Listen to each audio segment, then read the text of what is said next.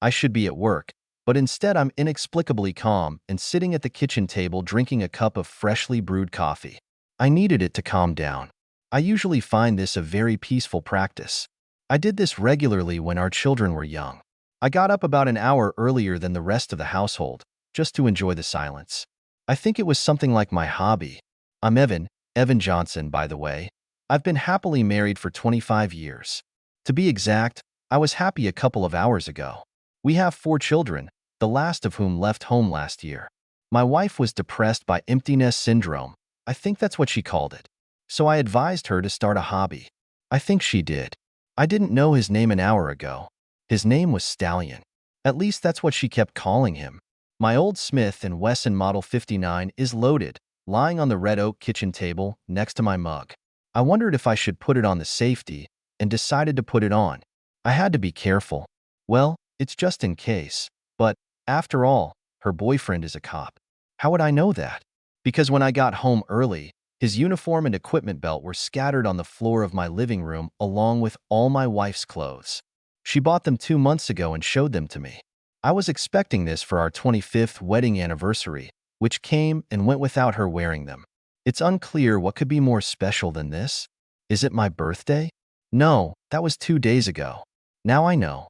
The sounds of the creaking of the bed springs and the banging of the headboard against the wall continuously penetrated my brain. It was hard for me to focus on what I had to do. I wasn't sure how much time I had, but judging by the noise coming from what used to be my bedroom, which, by the way, I'll never enter again, I had enough time. I knew it wasn't the first time they were together because, among other things, I heard, "Damn it, baby, we have to find a way to increase our time together to 2 or 3 times a week, not every now and then." It came from the mouth of my loving wife. At least, that's what I think she said. She wasn't easy to understand because she had her mouth full at the time. How did I end up here in the middle of this nightmare? It was really stupid. I went to work and forgot my briefcase. No, I really left it in the garage because I put it down to get the cat out from under the hood of my car and forgot about the briefcase. Tabby was our second cat. One cold winter morning many years ago, I forgot to tap on the hood before starting the car, and that was the end of Clarence, our first cat. There is nothing like the sound a cat makes when it wraps itself in a fan belt, rotating at about 1,000 revolutions per minute. Not to mention all that fur flying around. Clarence wasn't smart enough, and obviously neither was I. You like it, don't you? For you, baby, just for you. You're never going to let that weakling you call your husband touch me again, baby? No, he'll never touch me again, I swear. My briefcase wasn't really that important, so I was just going to leave it, but I needed to visit a client who drove me straight to the house, Sue. Anyway, I turned onto my street and immediately saw a black and white police car parked in front of the entrance. It felt like someone had stabbed me in the heart. I assumed that something terrible had happened to my devoted wife. I drove my 8-year-old Camry into the driveway, narrowly missing my wife's brand new silver Lexus LS sedan. Her plaster garden gnome wasn't so lucky. I didn't even close the door and ran into the house. That's how I ended up here and drinking coffee. Take me now, stud. Make me feel good. God, I've never felt anything so good. It was very unpleasant, and I really wanted whiskey instead of coffee, but I decided that I would still need a clear head. I have to admit that their passionate screams were very disturbing, and seeing it was even worse. But I had to see it, if only to get the necessary video and audio.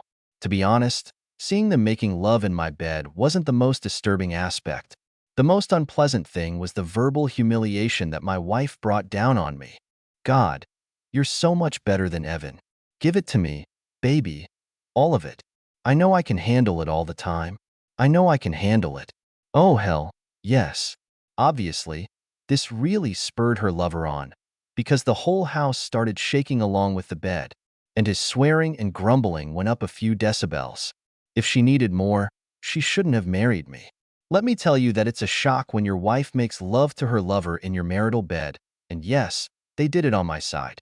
I was surprised that they didn't hear or smell it either. I think they were very focused on what they were doing. Part of me couldn't believe it all, even after I saw and heard enough to convince the jury of what was going on. But my wife was 50 years old, and the jerk she was using couldn't have been more than 30, and he was really in good shape. I don't think my wife matched him. Of course, I wasn't macho either, but couldn't that shitty head at least go after someone's wife who was in uniform? I don't understand. It seemed like it took forever, but after about 90 minutes it became very quiet. They probably took a break. Suddenly I heard my wife ask, "What is that smell?" "It's my special blend." "Have you made coffee?" There was no response from her boyfriend.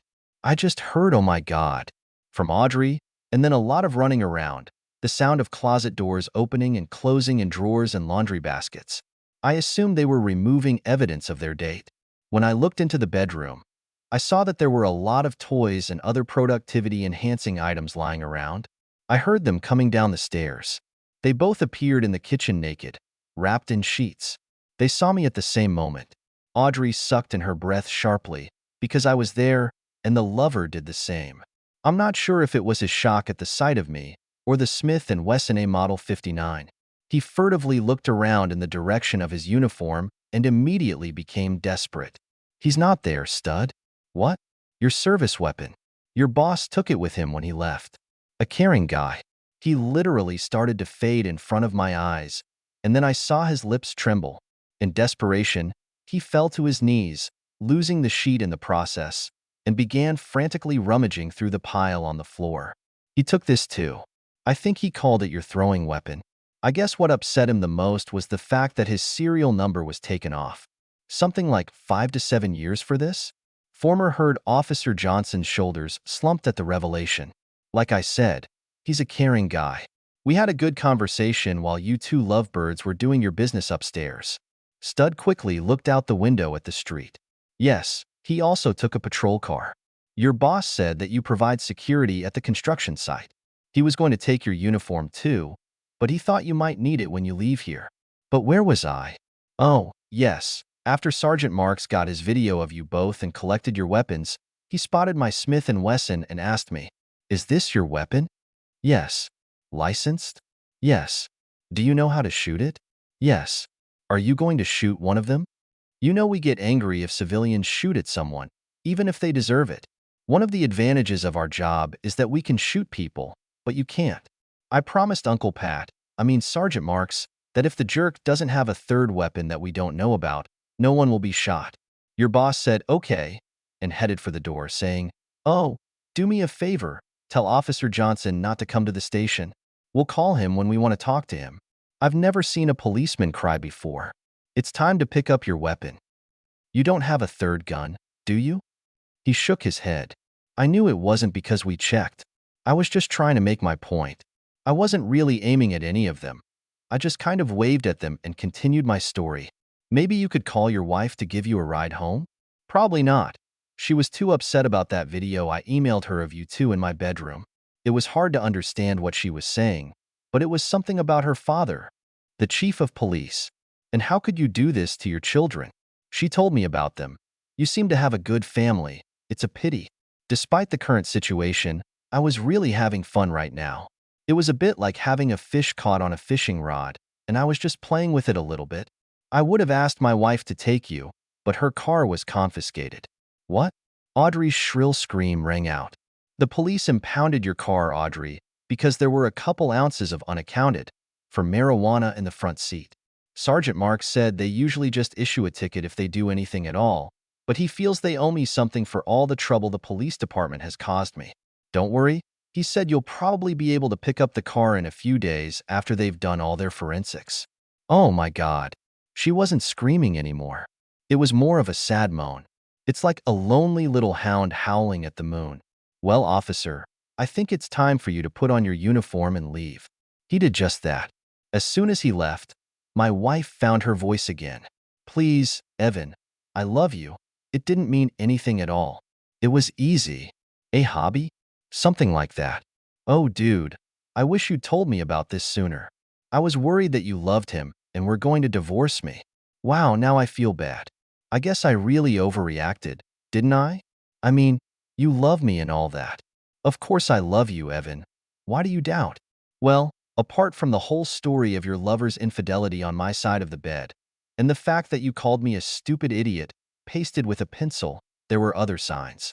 Oh, honey, I've never really done that. It was just a conversation in the bedroom. Wait, You said you overreacted. Evan, what did you do? She looked annoyed. Evan, what did you do? Until now, she seemed to be in a state of shock, but now she was definitely nervous and paying close attention to me. Well, I'm sorry, but when I thought you didn't love me anymore, I sent the video to our children. I just wanted them to see who their new dad would be. You may have to wait a bit before calling them. They seemed upset for some reason. I thought they'd be happy for you. Well, that shows you what I've done. Oh my God, you didn't do that. I just nodded my head. I forgot to mention one more thing, but you probably already know about it. Your lover's wife works for the same company as you. I think she mentioned that she works as an executive assistant to the CEO. Don't worry, I told her not to fire you because you'll still need your job, even if you get transferred to Little Rock. When I talked to the lawyer, she said that since you earn more than me, you will pay me alimony for several years. She thinks it will be somewhere around $3,000 a month. I know that most of the deceived husbands refuse to accept this, kind of macho, but that's not going to happen to me. I plan to take a vacation without work and go on a long fishing vacation to cope with my pain. As the song says, a deep-sea señorita fishing in the Gulf of Mexico. I don't quite understand why the lawyer needed your photo. She said it was to give it to her father. Maybe it was so that she could pass it on to all the officers in case they wanted to start any harassment. Or maybe it was to find out if any of them still wanted to date you. But anyway, I gave her a photo that clearly shows your deep swallowing skills. I also sent a copy of the video to your mom and dad and all your colleagues. How could you be so cruel to me, Evan? Oh dear, I wasn't cruel. I just wanted everyone to know who your new date is. All your Facebook friends seemed happy for you. Audrey barely reacted at that moment. She just sat on the floor in her sheet, sobbing, shaking her head and muttering, "This can't happen to me."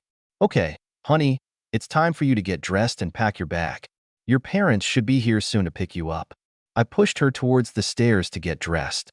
Pick me up? Well, of course you'll need a place to sleep. They told me that you can stay with them for a while. The house will have to be sold as part of the divorce. I said after her, "Divorce? You seem to have a few questions, dear. This surprises me. What do you think was going to happen when I found out?" Well, I am. I really am.